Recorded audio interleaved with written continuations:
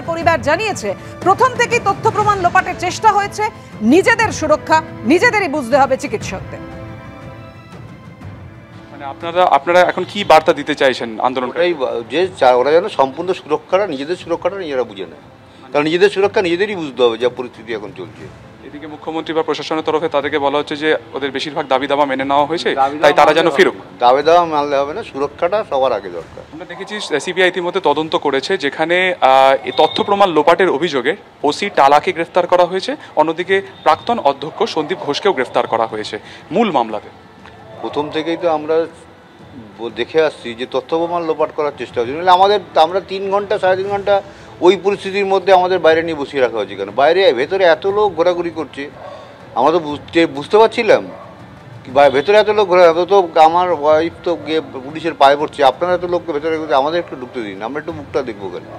কিন্তু আমাদের ঢুকতে দেওয়া হয়নি। তার মানেটা কি? তার মানে তথ্য প্রমাণ লোপাট তো হয়েছে আমরা প্রথম থেকেই, এবং তার জন্য পুলিশ এবং প্রশাসন দুজনই দায়ী, কলেজ কর্তৃপক্ষ দায়ী।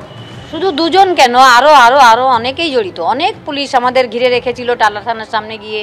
আমরা যখন আবার বডি প্রিজার্ভ করব বলে গেছিলাম, ওদেরও তদন্তের আওতায় এনে ওদেরও জেরা করা উচিত সবাইকে। এখানে একটা প্রশ্ন, গতকালকে আপনারা সুপ্রিম কোর্টের চিঠি দিয়েছিলেন, সেই চিঠিতে পরিষ্কার ভাষায় একটা জায়গাতে লেখা রয়েছে, যেটা আমরা সুপ্রিম কোর্ট সূত্রে যেটা আমরা জানতে পারছি, যে আপনারা দ্বিতীয়বার ময়নাতদন্তের জন্য বলেছিলেন ওসি টালাকে, কিন্তু তিনি মানতে চাননি। কি বলবেন? হ্যাঁ, এটা তো আমরা বলেছিলাম, আমরা সেই জন্য 1 ঘন্টা ওখানে আমরা বসেও ছিলাম যদি কোনো সুরা করতে পারি, কিন্তু করতে বলেছিলেন ময়নাতদন্তের ব্যাপারে।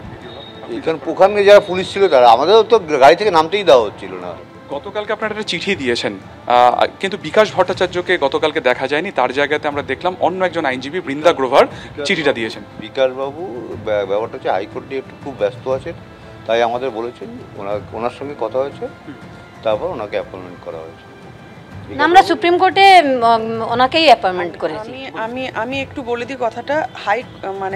হাইকোর্ট, লোয়ার কোর্ট এইসব নিয়ে কোনো বক্তব্য পেশ করতে চাইছে না। হ্যাঁ, সুপ্রিম কোর্টে আমাদের তরফ থেকে আমরা বৃন্দা গ্রোভারকেই লয়ার হিসেবে অ্যাপয়েন্ট করেছি, এটাই আমাদের বক্তব্য। আমরা সুপ্রিম কোর্টে বৃন্দা গ্রোভারকেই আমরা দাঁড় করিয়েছি এবং উনি আমাদের সম্মতিতেই দাঁড়িয়েছে। আমরা ওকালতনামায় সাইন করিয়ে তবে আমরা ওনাকে ওখানে, উনি আমাদের পারমিশন নিয়েই উনি ওখানে আমাদের রিপ্রেজেন্টেটিভ হয়ে আমরা কাজ করছি। বিকাশ ভট্টাচার্য প্রথম দিন থেকে ছিল, তিনি এখন আপনাদের আইনজীবী নেই? উনি এখন ব্যস্ত আছেন।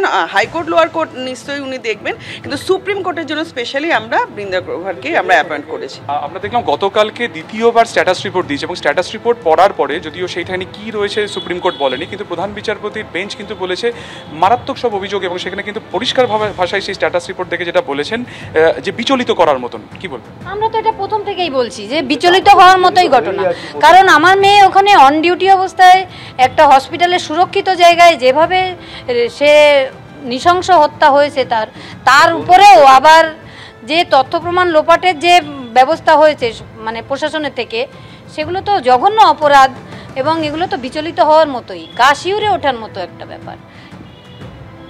এটাই বলছি, ওর উপর তো নির্যাতনও করা হয়েছে সঙ্গে, কিন্তু সেটা তারা আমলই দিতে চাইছিলেন না প্রথম থেকে। সুপ্রিম কোর্টের প্রধান বিচারপতি পর্যন্ত বলছেন যে বিচলিত হওয়ার মতন, তার মানে এমন কিছুই সিবিআই এখনো পর্যন্ত পেয়েছে?